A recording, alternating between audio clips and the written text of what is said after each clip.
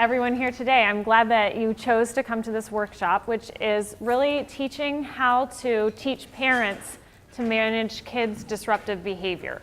Good morning. Before we get started today, I wanted to know if I could hear from some of you about why you chose this workshop, what you're hoping to get from it, what experience you have working with families, and what skills you're hoping to come away with. Because for better or for worse, one thing that I can do is talk for a really long time.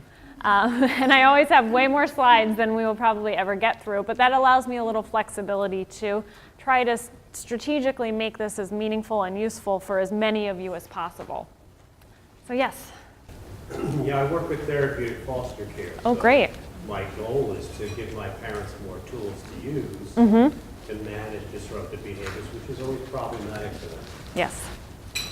Others, reasons why they came? Yes. I work for a program called medical foster care, and I work with a lot of CP, but they have a lot of aggression. I have a lot of kids with ADHD or other learning disabilities or low IQ or whatever.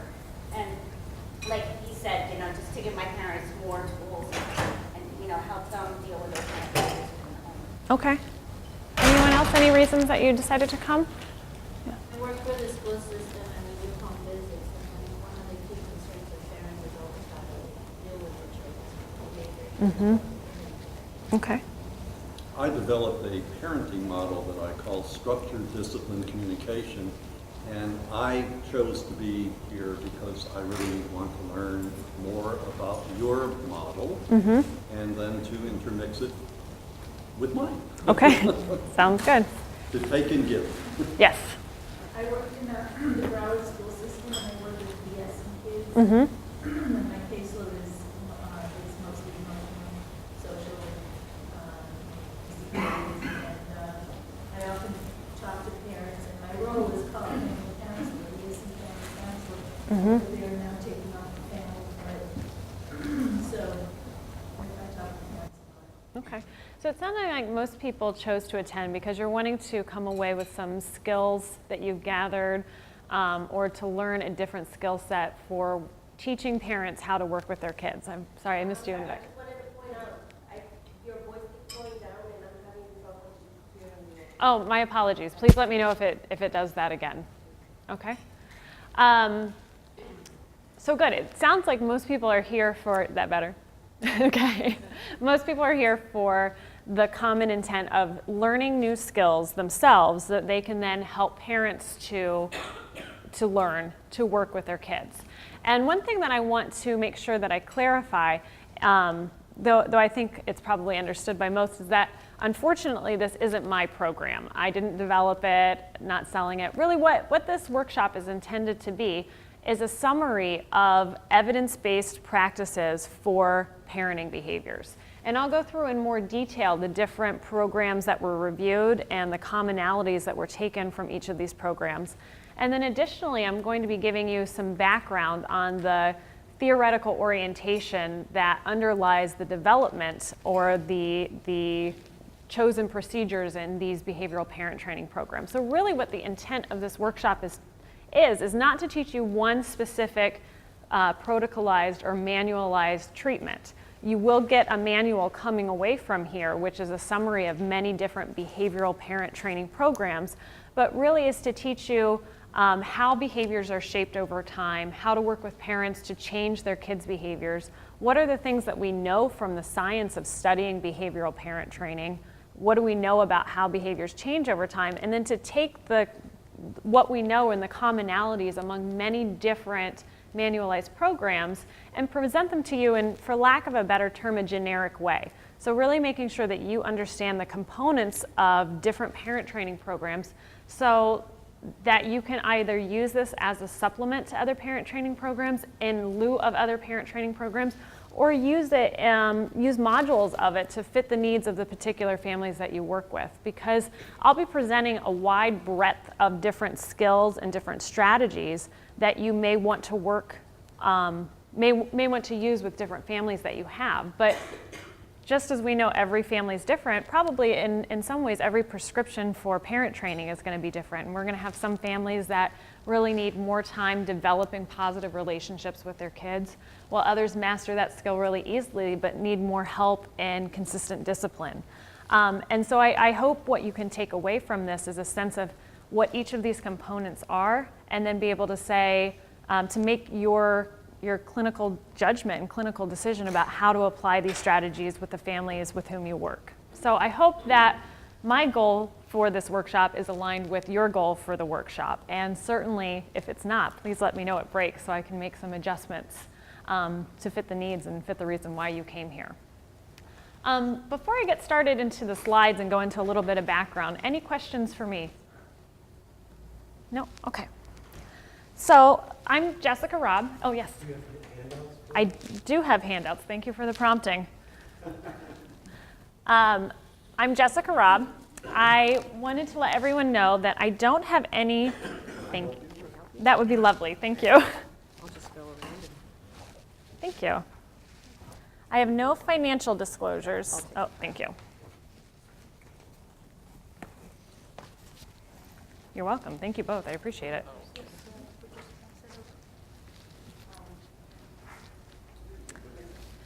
And I realize you're all getting your handouts here, so I'll pause just a moment. But briefly to let you know, what we're going to be going through today is basically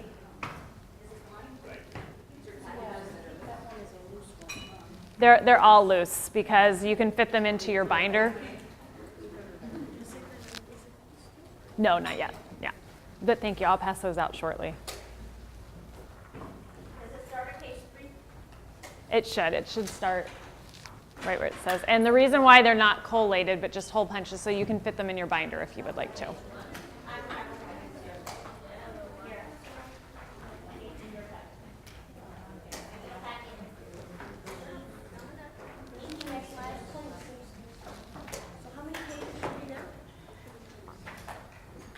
some people were opening them up, so Oh. it should go till Yep, page 25. 25. Yep.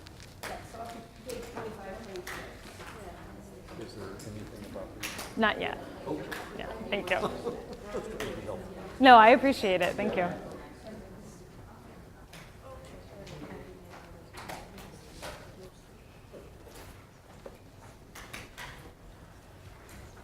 All right, so behavioral parent training. Many of you were in the keynotes yesterday and you were able to hear Chuck Cunningham in his beautiful review of behavioral parent training programs.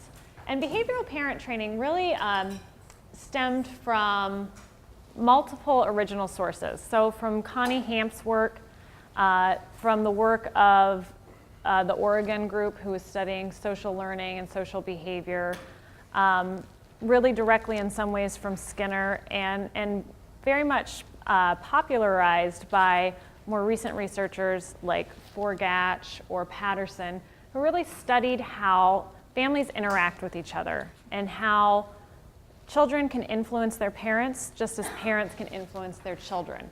And so to be clear about the framework that really constitutes what's evidence-based in changing kids' behavior is taking a behavioral approach. So teaching parents how to change their behaviors and how to work with their children to change children's behaviors over time.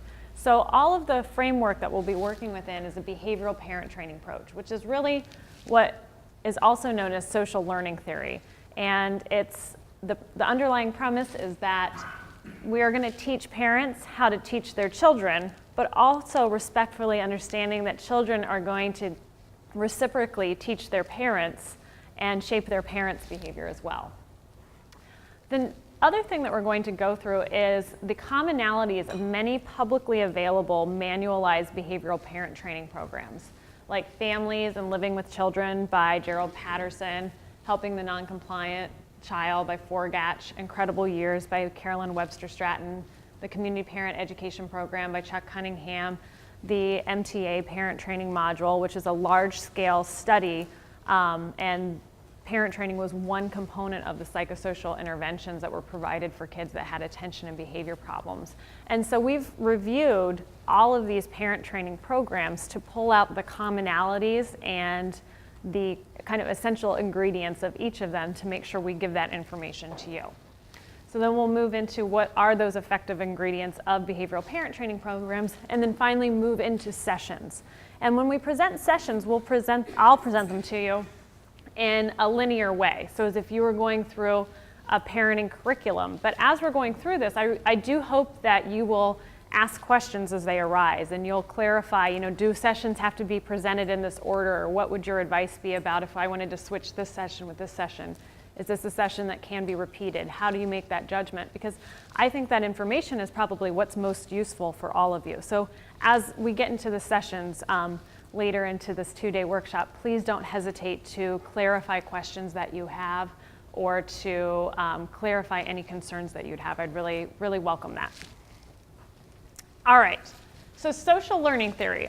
Many of you are probably familiar with this, but I want to make sure that we're on the same page in terms of the language that we're using as we go forth into the workshop sessions. So social learning theory, quite simply, is that people teach other people.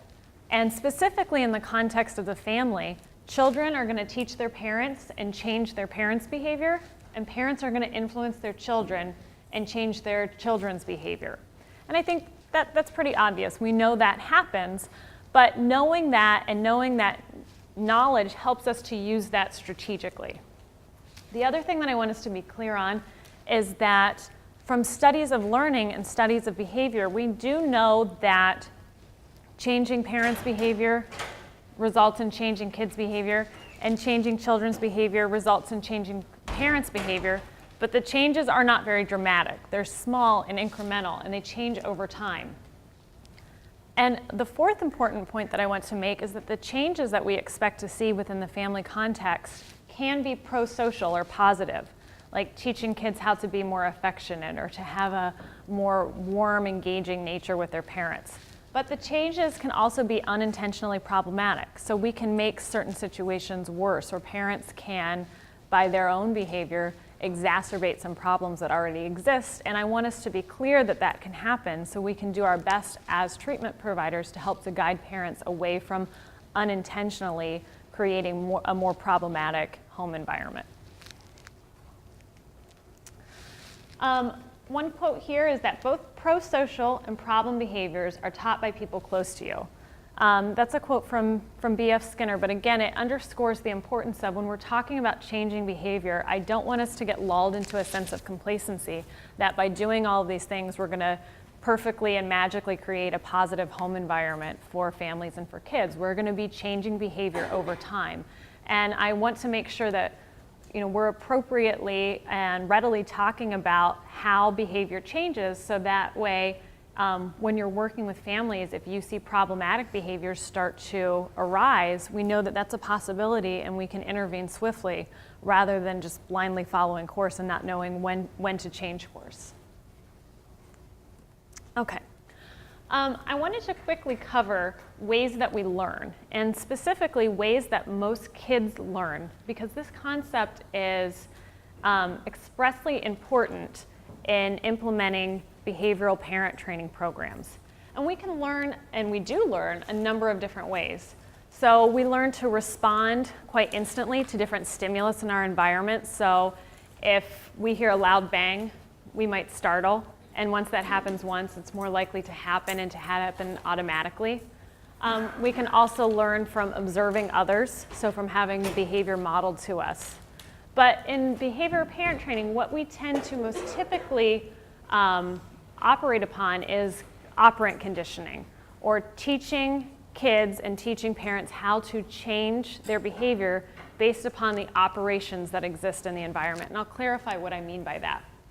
And a good way to remember operant conditioning and the principles of operant conditioning is to be familiar with the ABCs of behavior. How many in here are familiar with the ABCs of behavior? Many of you. Great, fantastic. So I'll go through this, but I'll be somewhat brief with it. So in the ABCs of behavior, what does the A stand for? The antecedents. And tell me what the antecedents are. Could be what triggers? Preceding. So anything that's preceding the behavior that may influence the behavior. So in some cases, it can be a trigger, Or it can be something that we can learn to identify that's likely going to prompt a behavior. But really, it's anything that's occurring before the behavior that's likely to influence it. So the stimulus, the setting, the context, anything that's likely to influence the behavior. And when I say influence the behavior, I mean positively or negatively. So if A stands for our antecedents in our ABC model, what's B? The behavior, exactly. So B is the behavior, which is really the act itself. Positive or negative, intentional, unintentional, it's the act itself. And finally, C is consequence, which is anything that happens after the behavior has occurred. And when we're talking about consequences, we're going to clarify the difference between consequences that strengthen a behavior and consequences that weaken a behavior. And I want us to be clear about the difference between those two. But at a general level, a consequence is anything that follows a behavior, an event that follows a behavior, regardless of whether it strengthens or weakens it. Okay? The other thing that I want to point out here is that oftentimes when we conceptualize social learning theory or the ABCs of behavior, we tend to look at it linearly or in a line. So A happens, B happens, C happens. But and again, I think this is implicitly known, but I want us to be clear that in reality, that's very seldom a linear process. Really, A is happening, which might influence multiple Bs or multiple behaviors, which is then causing several consequences to happen. And those consequences can reinforce the behavior that was happening or cause it to happen. Really, what I'm trying to say is this happens more cyclically than it does linearly. So as we're learning it, and oftentimes as we're teaching it to parents, we tend to present it linearly for understanding and for making sure that we are clear on the process of what might be happening. But in actuality, it doesn't happen that seamlessly. And again, I'm seeing a lot of head nods. I know that you're probably realizing that. But I think it's important to realize that in the context of working with parents. So as we're helping them to solve problems, we ourselves aren't getting stuck in this linear process. So I want to go through and clarify a few things about ABCs of behavior, again, to make sure that we're speaking a common language. So the first for antecedents. Antecedents can be setting or events, prompts, or discriminative stimuli, So setting and events, that's pretty obvious. The setting that the child's in, the circumstance that's occurring. By prompts, what do I mean by prompts? Like he said, do you have a handout? Johnny, do you have homework today? Right, anything that might be happening before the event or the behavior that's going to serve as a cue to prompt the behavior. So I realize I'm using prompt to describe prompt, but really it's anything that's going to cue it.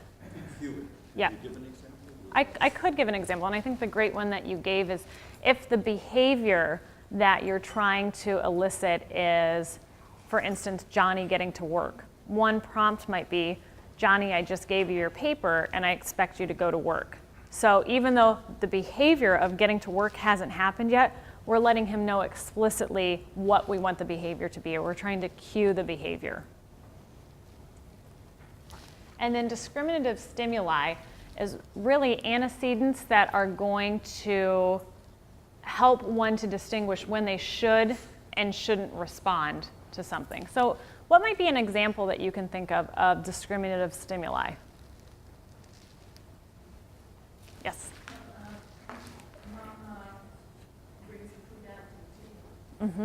That's a great example. So if the behavior is coming to eat, bringing the food out to the table might help one to discriminate when to or when to not go to the table. So going to the table when there's not food out to eat is not likely to produce the behavior that we want. Going when there is might help to produce the behavior. Or why don't I answer the telephone all the time? Because most of the time someone's not there. When it rings, it might cue me or help me to know my environment has changed and now I'm going to produce a behavior. So knowing how to discriminate your environment or the stimulus in your environment helps us in some respects to prompt or to cue behavior. Are these three things clear to others? Okay for me to move on? Okay. Okay, so just to go through a bit more detail, for setting and events, I want us to be clear that when we're talking about setting and events, it's really anything that's going to change or influence the value of a consequence or the likelihood of a behavior occurring. So again, it could be a warning, like the bridge is out. It could be a satiation state, like you're hungry or you're sleepy. But it's anything that's going to alter or influence the likelihood of a behavior occurring, or in some ways, the likelihood of obtaining a reward. So when we're talking, again, the reason why I want us to be clear about these things at a basic level is because when we're talking about them in an applied sense, like how to change the environment in the home to help to produce more positive behavior, I want us to be clear when we're talking about cues versus changing the setting or changing the event versus changing the stimulus that's happening. So any questions before I move on about events and settings? Okay. For prompts, and again, I hope I did an adequate job of explaining this earlier for your question, but it's anything that's going to cue or guide performance. So we were largely talking about cues or guides as prompts. We were making reference to verbal prompts, but we can also think about physical prompts, like physically guiding someone how to dribble a basketball, showing someone how to dribble a basketball, giving them verbal instruction on how to dribble a basketball. And the example here, of course, being dribbling a basketball as the behavior. But I want us to be clear that prompts can be visual, auditory, include physical guidance or physical demonstrations. Anything that's going to cue someone as to what the desired behavior is or help them to get closer to that. Would raising your voice be an example? Well, that's a good question. Let me ask the audience. Do you think raising your voice would be an example of a cue? Some people are saying yes. Depends on what it is, tone. Yeah, again, what's tough for us to decide as behaviorists is when a cue is working and when it's not working. But at a very basic level, an antecedent is anything that occurs before the behavior that might influence it. So if raising your voice occurs before the behavior and may influence it, whether or not we philosophically agree with it, it's an antecedent.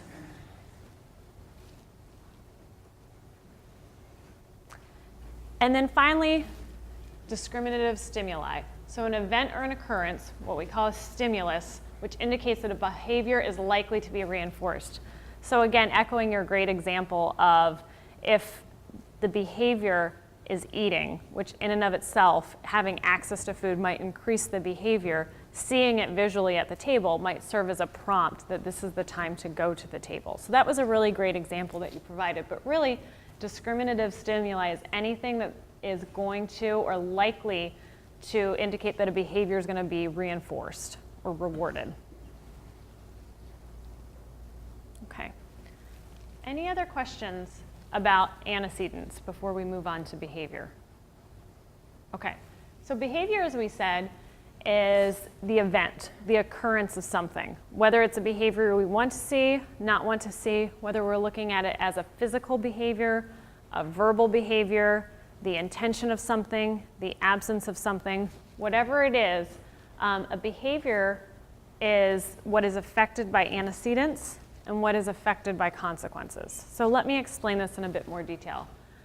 Individuals may already perform a behavior, and our goal might be to increase that behavior or decrease that behavior. Alternatively, sometimes individuals don't perform the behavior at all, and we have to look at it as something to teach. So again, even though this is probably something we implicitly know, I want us to be explicitly clear about it and understand it. So again, as we're guiding parents as professionals, we can help them to decide why behaviors may not be occurring at the rate they want them to, or at the frequency they want them to, or may not be getting closer and closer to what they desire in the manner that they want them to. And part of that reason is oftentimes in practice, we confuse when an individual already does a behavior and how to change the frequency or the likelihood of it happening versus when an individual doesn't already do the behavior. So I just want to be clear, the behavior is what we're trying to influence, but it might be something the individual already does or something that the individual doesn't do.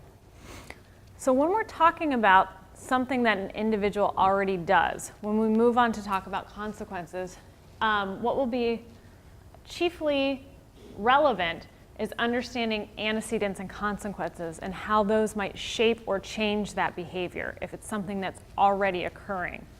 Versus if it's something that's not already occurring or might be partially occurring, we want to conceptualize it as a behavior that has to be taught and teaching our parents strategies for coaching or teaching the behavior that they want to see.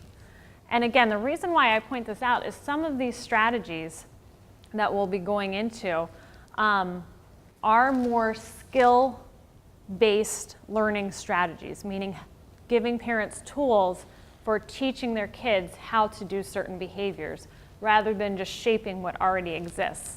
And so when you're working with families, I want to make sure we're clear that there are things that distinguish those and skill sets that distinguish those, so we're applying the right strategy to families when they're in need. Any questions about behavior before I move on?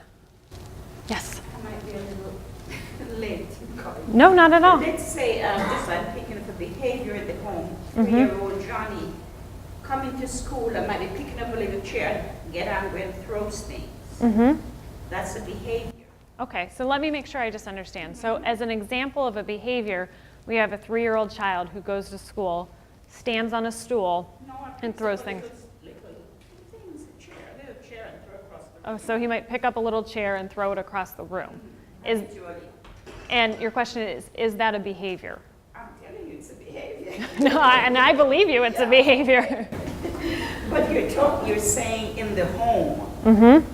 Maybe I'm jumping. I just see it as a learned behavior, something the child might have seen happening in the home. So from that perspective, what are we saying? We don't teach, we teach the child or the parent, you know, what the child is learning in the home. How do we approach that with the parent? Yep. So your question is, we know certain behaviors are occurring. And whether the child's seen something, so it's been observational learning, or it's been modeled to them, or whether they've been directly taught the behavior, so it's been explained to them, coached to them, or whether the behavior just spontaneously occurred and it somehow got reinforced. Regardless of the cause, it doesn't matter that it's happening, and we need to intervene with what's happening. Is that, am I echoing what you're saying? Okay. And so it sounds like your question is, how are we to then intervene with the parents? And you know, I'm going to give you a lot of different strategies and hopefully help you to come up with a way of conceptualizing solutions. I don't think one thing that I will ever be able to do is for every individual situation that's posed to me, say this is the silver bullet, this is what's going to stop that behavior in its tracks. But what I hope to do is give us a framework for understanding how behaviors occur, how they develop, to then decide, you know, was this a behavior that was modeled? So should we teach a replacement behavior? Or is this a behavior that's getting reinforced somehow? And I'll explain what reinforcement is in a second. So do we need to reinforce a different behavior or provide a consequence? Is this a behavior that's getting a lot of peer attention? So understanding the context and understanding antecedents, behaviors, consequences, and many other important behavioral principles will help us then to make those decisions. So I don't know if I'm going to be able to give you a perfect answer now, and certainly probably won't be able to give you one by the end. Welcome to this workshop. But I hope we can create a common language and a common understanding of all of these principles so that we can work collectively together to come up with solutions. Yes? I think part of that is observing the child both at home and at school, and when the behavior, you know, a lot of it has to do with assessment and frequency, and depending on what tool you're going to use based on what the behavior is, to see, like you said, the ABCs. And basically, you know, it could be something that's going on in the home, or it could be just at school, or like you said, reinforced by peers or whatever, or even by the parents. So, you know, but I just think, you know, I'm sure you're going to get to that, but it's going to be assessing exactly what's going on and who's really more participant. And like they said yesterday, a lot of times it's more the mothers are more involved than the fathers, and you know, so it's assessment is really important. Yep. I agree that assessment's really important, and I think you're both bringing up a larger issue talking about multiple settings. So you're talking about the home and the school setting. We can also extend that to the kids' social setting, or their setting in their interaction with other settings or other people. So while specifically we'll be talking about strategies that you can use with parents to change the parent-child relationship or the parent-child interactions, ultimately the child behaviors, I don't want us to operate under the presumption that any of this is happening in a vacuum. Of course it's happening in an environment where the kid's getting a lot of different pieces of information from a lot of different settings. And this one is specifically geared towards helping parents directly when they come to us for help. But many of these principles could be applied in a classroom setting. The implementation of it might be slightly different, but the principles at the core are the same. And you could look at the same core principles in a social setting. Again, the implementation for changing behaviors might be different in a social context versus a school context versus a home context, but the behavioral principles are largely similar. Yes? I was just going to add that I work in a children's mental health agency, and what we're seeing is we don't always see sort of the purely mental health kids coming through our front door. And we obviously notice because when we try and do the behavioral work, we're getting nowhere. And what we're finding is we're starting to query more and more if a youngster is on the spectrum, if it's a developmental disability, but because sometimes the interventions don't always work, especially around brain function and so forth. Yep. So it's a challenge when youngsters don't generalize Yep. their learnings and adapt in different environmental settings. So sometimes using a purely behavioral approach comes with some challenges around all those complex mental health cases that we're seeing more and more. Yep.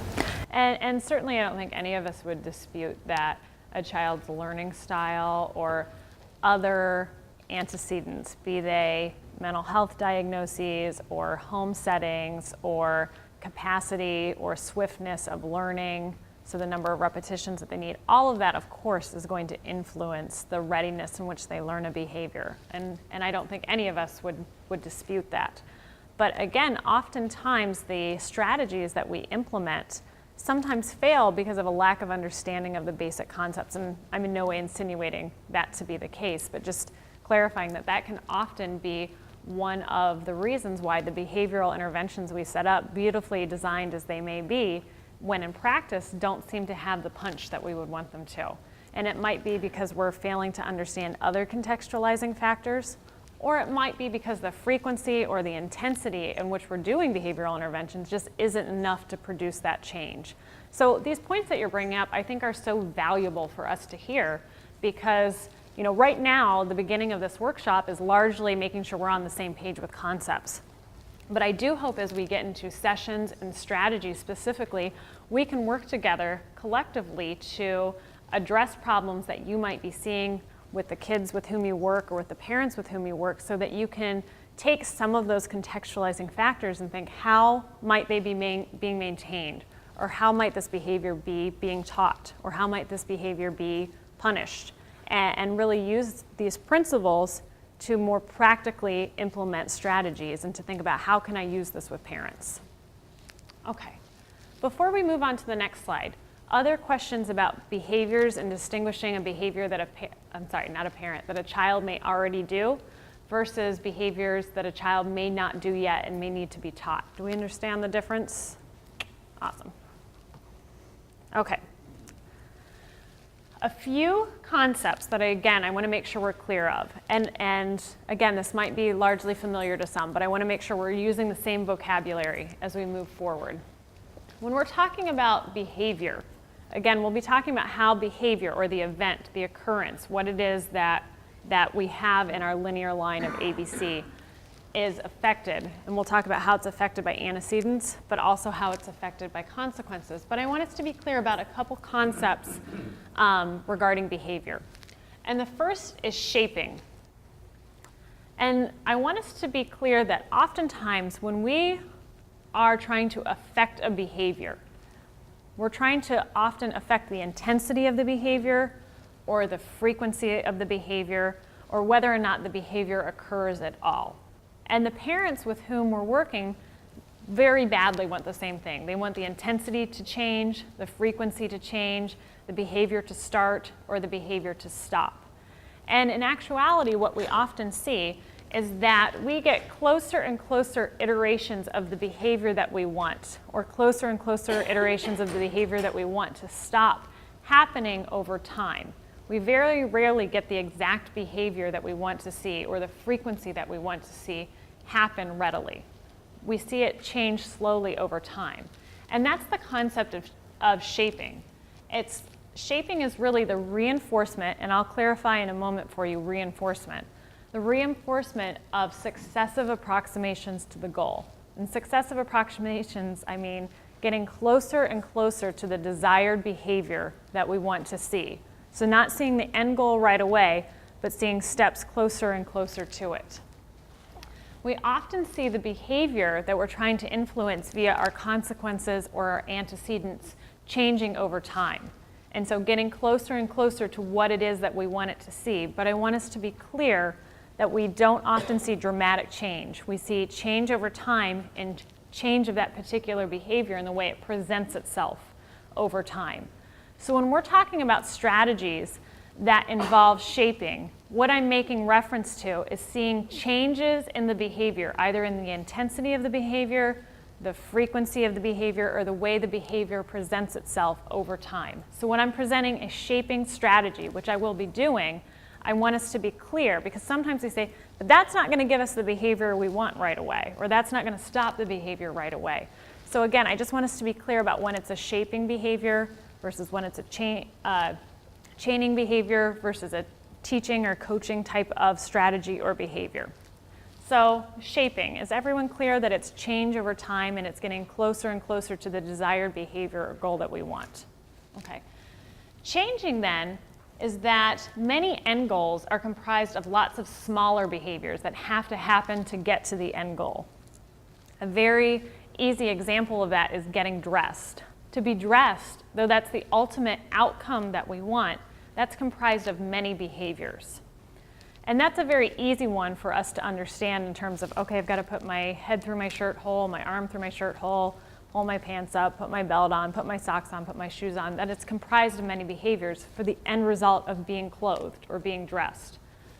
But I want us to think about chaining too in terms of more problematic behaviors like tantruming or behaving well in school or behaving well with your sibling. So the goals that parents often present to us are really comprised of many little behaviors that we need to understand and help parents to understand that the outcome that they want is often a reflection of many small changes that they want to see to get to that outcome. So helping them to understand that and understand that as professionals so we can help to show that this outcome that they want might be comprised of many behaviors that have to be taught together in a sequence or chained together. And that as these smaller behaviors we're learning are chained together, that's going to shape the ultimate outcome that they want. So we might be moving closer to that behavioral outcome by making closer and closer steps along the way. And those closer and closer steps may involve learning lots of little strategies or lots of little behaviors that comprise a larger outcome. So is it clear the difference between shaping and chaining? Any questions that I can address? Okay, and again, I don't think any of this is dramatically new material for any of you, and I think a lot of you probably implicitly know this and implicitly use it, but sometimes it's important when we're learning new strategies to explicitly have it explained and understand it so that when we as professionals are working with parents and we encounter tough spots, we can go back and say, you know what, this is changing slowly, but maybe we just need to look at it from a chaining perspective or a shaping perspective. I think what you're doing, though, whether we're familiar or not, is giving us a very clear, structured outline. So, I thank you. I think what you're doing is very You are welcome. I'm glad I'm achieving that goal. Thank you. Thank you for that labeled praise, which we will be bringing up in a hot minute. Okay. So now let's move on to consequences, and we'll clarify a few concepts about consequences. So first, more globally, let me clarify again what a consequence is. And I know we just talked about it, but a consequence is anything that occurs after a behavior that influences the behavior. And really, you can boil consequences down into two main types of consequences, either reinforcement or consequence. And reinforcement, though it's up there, just to clarify, is anything that increases a behavior or increases the likelihood of a behavior continuing. And I know this sounds like very obvious, but it's one of the more fundamental things that I think can go awry in our implementation of helping parents change behaviors. If a behavior is increasing, it's being reinforced. If the likelihood of that behavior happening again increases, it's being reinforced. So oftentimes parents are doing strategies, or we're giving parents advice about strategies for getting rid of a behavior. And they keep saying, but the behavior's not going away, or the behavior's getting worse. No matter how much we wanted that strategy to be a punishment strategy, if it's increasing behavior, it's reinforcement. So reinforcement, I'm explaining this kind of poorly and I apologize. Reinforcement is not just what we do after the behavior that we really want to work. Reinforcement is not necessarily a sticker, it's not necessarily a hug, it's not necessarily a high five, it's not necessarily a labeled praise. We will talk about a lot of positive consequences that typically serve as reinforcers, meaning typically increase behaviors. But I want us to be very clear that if a behavior is increasing, it is being reinforced. Yes? Maybe if you think about it as not so much the sticker, the actual concrete consequence of that, but if you ask the question, what keeps that behavior Going. That's a really great point. So not thinking about it as an object or something that we're providing, but what keeps the behavior going is exactly reinforcement. So what keeps the behavior going is analogous to what's reinforcing the behavior. And also to be clear, if a behavior is continuing or a behavior is increasing, it is being reinforced. Regardless of what that consequence is or what our intent is, if it's happening and it's happening with increasing frequency or continues to happen, it's being reinforced. I want this to be a very clear concept, and part of the reason why I'm going over this is, again, we will talk about positive disciplinary strategies or ways or ideas for increasing a positive parent-child interaction or positive parent-child relationship. And though we may be very well-intentioned, there are always going to be cases where we see behaviors that we want to decrease to actually be increasing. And if we keep blindly saying, but I'm doing, I'm teaching praise or I'm doing this, without stepping back to say, is the behavior decreasing the way I want it to, or is it increasing the way I want it to, and understand it at conceptually the level of reinforcement and punishment, we might be doing a disservice to our families. So reinforcement is anything that increases the behavior or increases the frequency or likelihood of it happening. Yes? Every so often I hear a parent will say, 3-4-year-old, I whip him or I punish him, I whip him, but it gets worse, Yep. Yeah, it's not working. Yep. We don't punish with him, most times smacking. Yep. That's what they say, I keep them tired. And I really sympathize with parents that echo that sentiment because they are right, wrong, or otherwise, regardless, let's disabuse ourselves for a second about the value we place on rewards or the value we place on punishments. At a very basic level, if they're trying to change a behavior in their child, they're trying to reduce a behavior or trying to increase a behavior and are coming up thwarted again and again and again, it's a very frustrating position to be in. And it can result in parents feeling very disempowered, not feeling like they're good parents. Their confidence starts to wane over time, and then they might start to withdraw too from their kids because they're just not seeing the success they want. And it's really our job as mental health professionals to help parents look at those situations and say, is the behavior increasing? Is it continuing?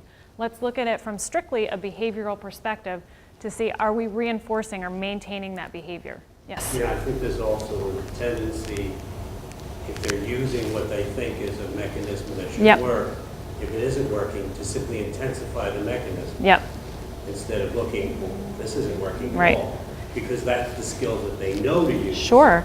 And they don't have enough skills to use it. And we do that too. It's not just parents. We all do that. We have a mechanism of what we think works, and it's not often that we take a step back to objectively look, am I getting the result that I want? And sometimes, I think you're bringing up a great point, we are making progress in a slow way, or we're decreasing a behavior in a slow way, and we do need to ramp up the frequency or the intensity. So maintain the modality, but change the way in which we're implementing it. And that also too is a learned skill for parents and for us as professionals to know when a behavior is being reinforced versus when we need to just change the intensity of what we're doing. I know there was a question in the back, yes?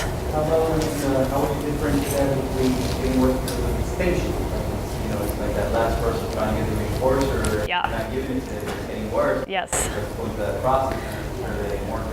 And we're going to talk about extinction in just a minute. So if you'll allow me, I'm going to pause on answering that question, but you're bringing up a very valuable point. If I don't adequately address it, please raise your question again, because I think it's of incredible importance for everyone in here to think about and learn about. I think it's important to go in with the intention that every parent wants what's best for their children. And at times, I find that parents perhaps are feeling that they are reinforcing and it's a good Yep. thing, but end up praising perhaps the outcome or what you call the change, the end process, as opposed to the effort. Yep. So, good job, you got that A, which is reinforcing good work at school, but if the child then gets the B, it's reinforcing a negative, it's the end of the world, I got a B, because they weren't praised for the effort, but instead the goal. Yeah. Yeah, I think you raised a lot of good points. So the example of only looking for the outcome rather than in some ways valuing the process. And you use the example of grades, but I think you can make the analogy to the parent-child interaction. So if it goes well with the parent, they may want to praise the outcome, but forget to praise the process that's happening or to value the process that's happening. And that's not saying that they're a bad parent. I think we all do that, whether it's with our own kids or with our own interactions with others. The other point that you raised is having the mindset or going in with the bias that parents are coming to you because they want to make their relationship with their child better. So though they may feel thwarted or depressed or low confidence or a number of things, if we have the position that we're working with parents to help them to figure out what works for their family, I think in some ways that's a nice position to have, because just like these are general concepts, and then the application of those concepts are things that tend to work for most kids, there's always going to be exceptions, and we have to come back to the rule rather than to the implementation of the rule. And again, though we might run into parents whose end goal is not to have a better relationship with their child, I think the more we can start from that position and help parents and really have them look at us as a guide or a coach, like they're looking at their relationship with their child as a guide or a coach, it kind of helps us to model the behaviors we want to then teach them. So I think you raised a lot of really important points. Yes? I think if you stay with an example, and I'm going to throw some things out, and Please do. maybe you can respond. But I think parents sometimes can be taught unrealistically in that if my 3-year-old is jumping on the couch and I stand at a distance and I say, Frank, get off the couch. Well, there's hardly a 3-year-old who's going to hear that, who isn't listening. And parents emphasize listening instead of doing it. And the key point of getting a child to do is, what does it take to get a child to do? And the external world saying to a child, get off the couch, will not be enough. It wasn't supposed to be enough, because at the age of 3 or 4, children are having fun and they're excited and they're getting carried away. That's biological. So if a parent then raises their voice, which is what I mentioned, and says, get off the couch, and the kid still is in the midst of doing it, if the parent doesn't get angry, but recognizes, I really haven't even told the kid when to get off the couch, because missing in that statement is now. You follow? I do And follow, kids yes. definitely listen to the concreteness of what is being said to them. Yep. And if you said now, right now, and you clapped, you see, my way of thinking is that's involvement, that's not anger. That's helping the child to take you seriously. And if I then have to go closer to the child to then remove the child, that's my job to help the child do what I want of the child. Yeah. And if I then say, thank you, I'm not going to let you get on the couch, Yeah. we've accomplished the goal, my goal. The goal of the kid was to keep jumping. I I think a lot of this, you know, is so meaningful, but, you know, that to me would end on a note of success, because I have recognized as a parent, what does it take on my part to help this kid do what I want?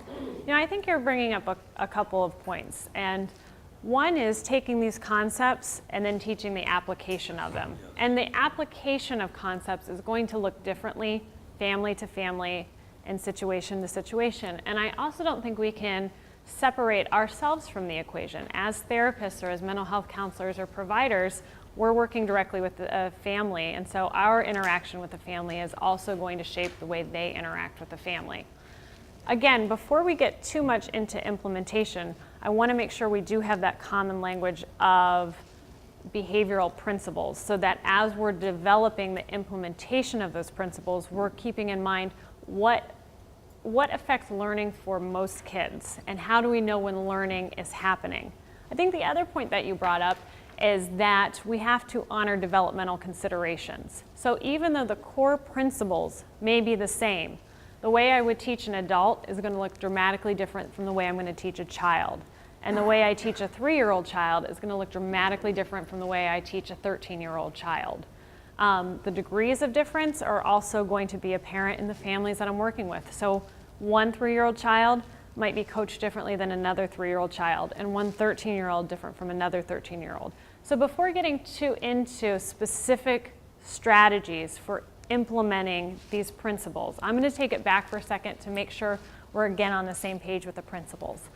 But yes, sure. What you were just saying, making sure it reinforces, that also includes things like it being enjoyable being on the couch. Yep. Is a reinforcer. I think Yep. it's not just praises, as well as Yep. daddy screaming at me and I get attention is a reinforcer.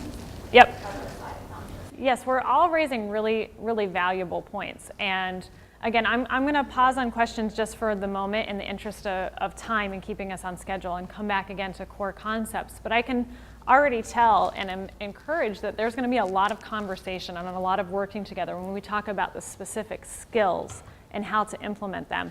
And I hope that you'll all help each other as we're working in groups to remind each other of these core behavioral principles as we're talking about the application of them, because there's going to be a lot of ideas generated, and part of deciding what's an appropriate idea to help a family implement is going to be understanding it in the context of changing behavior over time, and we can be resources in doing that.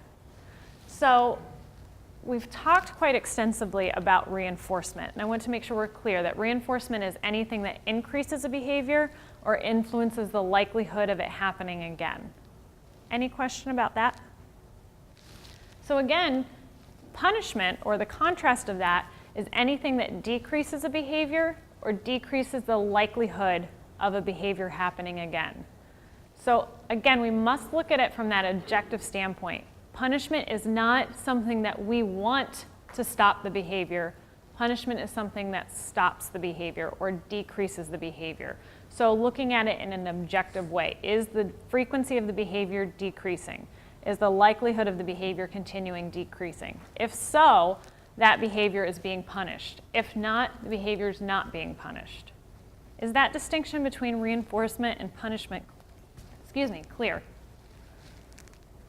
Okay. I want to highlight a few more points about reinforcement. So again, reinforcement is anything that's increasing behavior or increasing the likelihood of the behavior. But I want to make the distinction between positive reinforcement and negative reinforcement. Positive reinforcement is not the subjective quality of the reinforcement. That tends to be how a lot of us think of it. Positive reinforcement is adding something or providing something after a behavior occurs that's going to increase the behavior in the future or increase the likelihood of the behavior.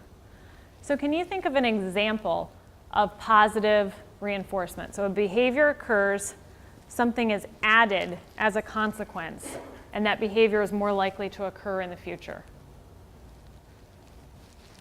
The child studies to the test, Mm-hmm. gets an A on the test. So the child studies for the test, gets an A on the test. So something was provided or added to the situation, the A that the child earned. So if the child increases their frequency or is more likely to study in the future because of that A, we have positively reinforced the situation. Or if a child does a behavior that we like and we add a high five or we add a praise and we say, hey buddy, I really like the way that you came over to me the first time I called you, and they're more likely to do that in the future, then we are positively reinforcing the situation. So positive reinforcement is not a subjective evaluation of the quality of what you're doing. It's adding something that increases the behavior. Negative reinforcement then is taking something away that increases the behavior. So oftentimes we might think about a child is doing something and a parent is saying, come on, come on, come on, come on. The child does it and the command stops, or the nagging stops, and the behavior is more likely to increase in the future. That might be an example, one type of example of negative reinforcement. But at a basic level, it's taking something away that continues to reinforce the behavior. Again, I just want to be clear about it because when we're talking about positive reinforcement, one of the most common things that I hear is talking about positive reinforcement as though it's an evaluative judgment of what's happening. That, oh, I don't do this type of reinforcement, I do positive reinforcement, as though that's more pleasing to the child or more developmentally appropriate. Positive reinforcement at a definition level is adding something that increases the likelihood of that behavior happening in the future. So again, when we bring this back to skills to use with our parents and we talk the application of this, I want us to be clear about when something is a positive reinforcement strategy versus a negative reinforcement strategy, and be clear that regardless of positive, negative, if we're talking about reinforcement, we're talking about increasing behavior. Okay? Oh, almost forgot the other points I have up here. Just that social reinforcement tends to most typically be positive reinforcement. So we're adding some level of social attention or social reciprocity that's increasing a behavior. But social reinforcement is by its very nature social. So it's sharing or reciprocating with someone. Intentional reinforcement, when we talk about that, we're saying we are intentionally providing or taking away that outcome to increase the behavior. Contrasting that with accidental or unintentional reinforcement, where we may not be purposefully doing it, but something is happening in the environment that is adding or taking away something that's increasing the behavior. And I think the accidental or unintentional reinforcement is what's most frustrating to parents, is when they're trying so hard to change a behavior, to increase a behavior or to decrease a behavior, but they find that they have unintentionally reinforced it, or something else in the environment has unintentionally strengthened that behavior. And then finally, I wanted to clarify reward versus reinforcement. And again, we've talked about the sum, but those terms tend to be used interchangeably. But I reward my child every time they do this, and I'm still not seeing the change in the behavior that I want. A reward is something that's provided, could be tangible or intangible, but is something that's provided in exchange for the demonstration of a behavior. So it is done typically with the intent to reinforce the behavior or to increase the behavior that's happening. However, regardless of a reward being given, if it's not increasing the behavior or increasing the likelihood of the behavior happening, it's not a reinforcer. Again, this is oftentimes confused for parents, and I can appreciate that. We hear it confused in our daily language all of the time. So they might be intending to reinforce a behavior by offering a reward, but if it's not changing the behavior, it's not a reinforcer. So a reward is something provided in exchange for the demonstration of a behavior. But a reward, though we want it to reinforce, we need to look at it critically to say, is it changing the behavior the way we want it to? Intentional is I'm sorry? Intentional is I'm intentionally or purposefully trying to reinforce the behavior, versus accidental, which is I may not be intending to or trying to, but the result is I'm increasing the behavior. Okay, so again, the contrast of that, I want us to just clarify positive punishment versus negative punishment. Again, it's not a qualitative judgment of the punishment. It's, do you add something that thereby reduces the behavior or reduces the likelihood of the behavior? So what might be an example of positive punishment? A behavior happens, we add something to it, and it decreases the likelihood of that behavior happening in the future. Parent can say, takes away a privilege because of the, no, that you're taking away. See, you are learning already. Long distance high five. Wow, that was, fell right into that one. But you know what, and it's good, it's fantastic that you did fall into it, because it's a nice natural example now of how easily we fall into it as professionals and how easy it can be for parents to fall into it, and helping us to learn and to be objective to then guide our parents. Giving a consequence that it's not. Right. So I tend to think of positive punishment as a child hit their brother, so they were given an extra chore, and that decreased the likelihood of hitting in the future. So something was added following the behavior with the result of decreasing the behavior or decreasing the likelihood of the behavior happening in the future. Negative punishment then is a great example of what you just said, taking something away that results in the reduction of the behavior or the likelihood of the reduction of the behavior. So one thing that's tough about reinforcement and punishment is that whether something is a positive punishment or a negative punishment is relying upon the behavior changing. So even though we want a lot of things to be punishment or a lot of things to be reinforcement, it's contingent upon, did it affect the behavior? If it's affecting the behavior, then it may be a reinforcement. If it's affecting the behavior, it may be a punishment. But we have to wait and see the effect on the behavior to know, was it reinforcement or was it punishment? Okay? Can you give an example just quickly? Sure. Of that, and I didn't catch what you had said. Oh, I'm sorry. So one example of negative punishment, would you mind repeating your example of negative punishment? Yeah, it's when a child hits their brother, does something, and the parent removes a privilege, so they lose something in order to promote them stopping it. So a behavior occurs, something is removed. So a behavior occurs like hitting. What's removed might be a privilege. Like TV tonight. Like TV tonight. And if the behavior decreases or the likelihood of the behavior decreases, then that was negative punishment. Something was taken away to reduce the behavior. Of course, the contingency there is the behavior must reduce, or else that wasn't a punishment, no matter how well we were intended in taking something away. And same thing, we add something like an extra chore with the intent of reducing the behavior. The contingency being the behavior needs to be reduced for that adding of the chore to have been a positive punishment. So I want us to keep this in mind, because when we're talking about punishment strategies or punishment skills, these are skills when examined across a range of children have been found to typically be effective punishers or typically be effective reinforcers, but we need to be savvy therapists and savvy treatment providers to know, does the application or does this specific skill work for this family? Yes? I was going to give an example. Please. Of it not working, maybe, if you take something away.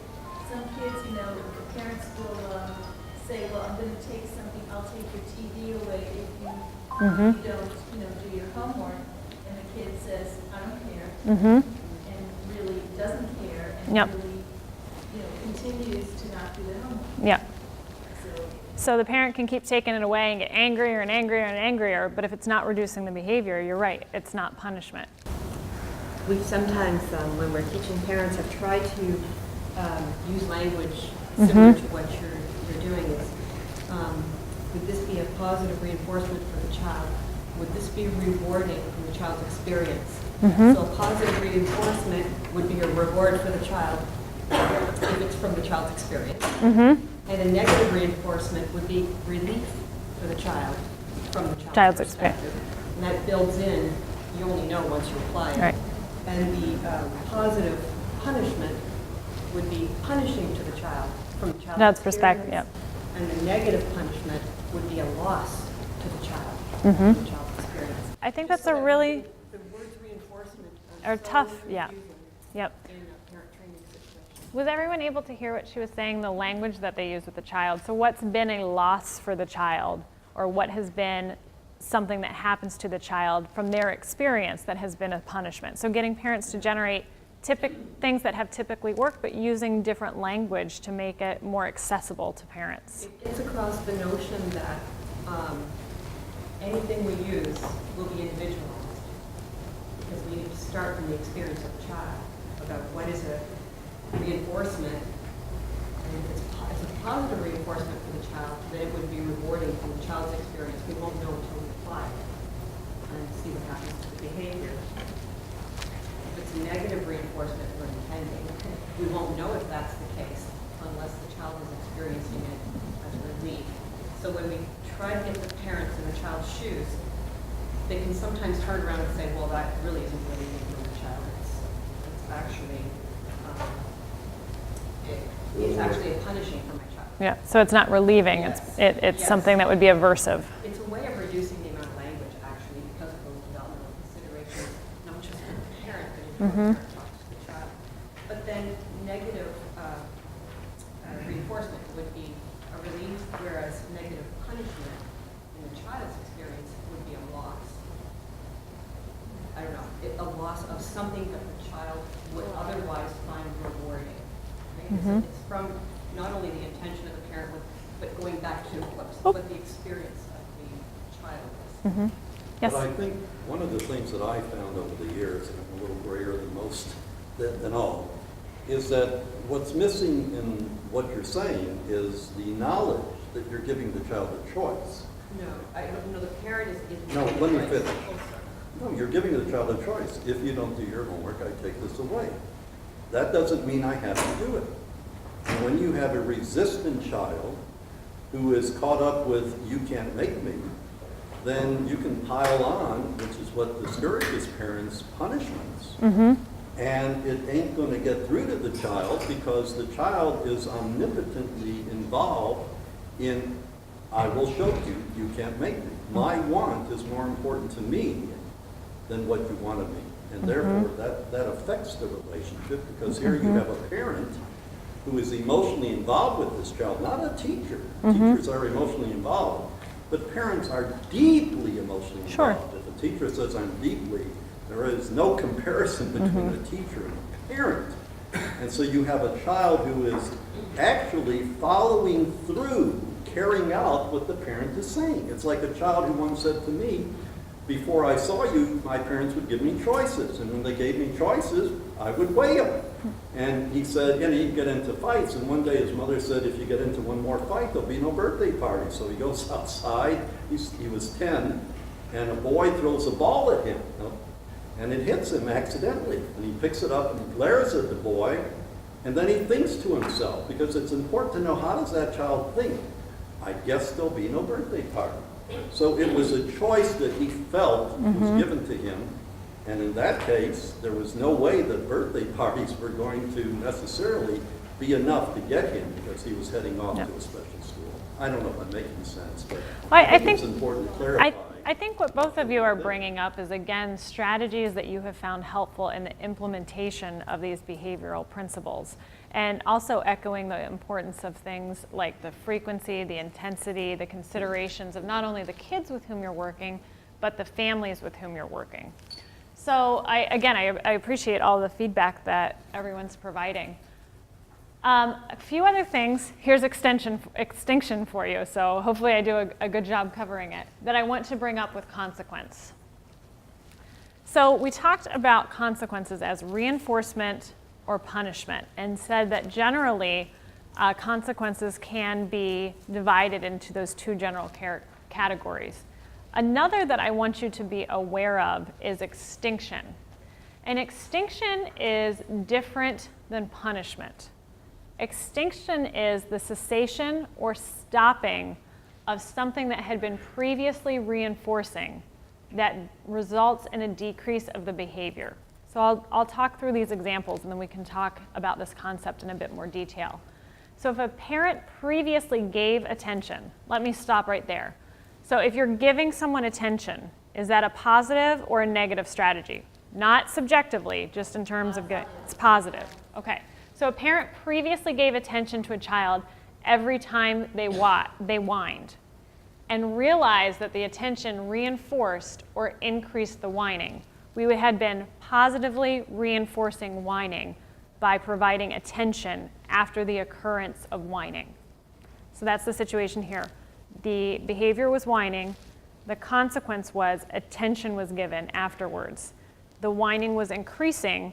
The parent realized it was reinforcing, and they were positively reinforcing the behavior. Again, I'm just making this distinction so we begin to understand positive versus negative reinforcement. The parent stopped or ceased giving the reinforcer, which in this case was the attention, and then the whining decreased. So we can see behaviors extinguish or go down dramatically by stopping giving the previous reinforcement or ceasing what had been previously reinforcing. Yes? I think this is really hard To with certain behaviors, for Mhm. example, disrespectful, Yep. talk to a parent, for example, or something like Yep. that I think parents feel if they don't respond Yep. to every time. They're not doing their job. Yes. That they feel that if they don't stop that behavior by saying it, Mhm. saying, no, you're being disrespectful, they don't realize that they are reinforcing it. Mhm. And one of the things I try to tell my parents that I work with, or anyone actually, if they want something to stop, and I teach my kids that the kids that I counsel, you have to ignore, and I show them what it means to ignore. Mhm. Even by turning their face away, like, zipping their mouth, whatever. And it's a very difficult skill to teach Mhm. to parents because Yep. they're stuck in that role of, I'm not going to let my kid talk back to me like that. Yep. And let me move in right now if I can. I promise to come back and to get your question or to your comment. So extinction is failing, or not, I'm sorry, not failing, but no longer giving what had been previously reinforcing. In this case, attention. So that is extinction. I also want us to be aware of what an extinction burst is, specifically because you brought that up. Have people heard of an extinction burst before? Okay, some have, some haven't. So sometimes what we see is, I wish I had a board I could write on for you, but oftentimes we'll see, if we graphed out behavior, we would see a line like this. So over time, the behavior lessens or the frequency of the behavior decreases. And it looks kind of like a general line down. We think, yeah, our program's really working.